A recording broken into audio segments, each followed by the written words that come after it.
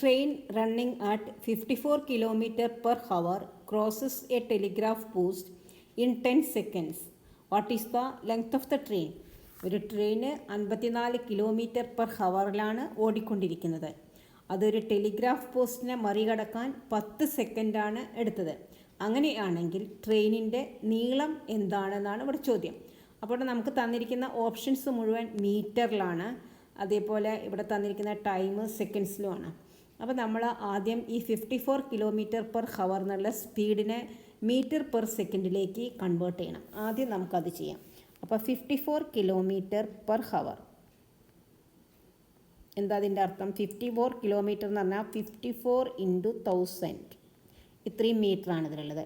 Divided by 1 hour എന്ന് പറഞ്ഞാൽ ഒരു മണിക്കൂറിൽ 60 മിനിറ്റ് ഇൻറ്റു 60 സെക്കൻഡ്. ഓക്കെ, അപ്പോൾ നമുക്ക് 2 0 മുകളിലത്തെയും താഴത്തെ ഈ 2 0 അങ്ങോട്ട് ക്യാൻസൽ ചെയ്യാം. 60-ലത്തെ 2 0 ക്യാൻസൽ ചെയ്തു, അതേപോലെ 1000-ലെ 2 0 ക്യാൻസൽ ചെയ്തു. ഇനി 654 കൃത്യമായിട്ട് പോകും. 9 × 6 54ആണ്. 9 × 6 54ആണ്.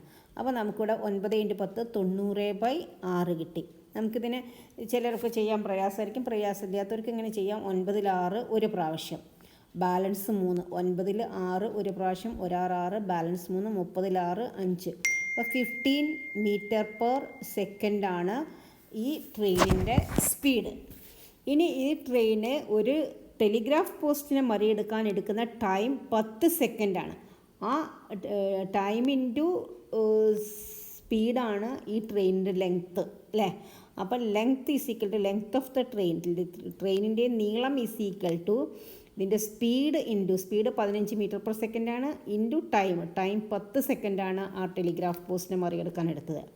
Is equal to 150 metre. Answer is option B 150 meter.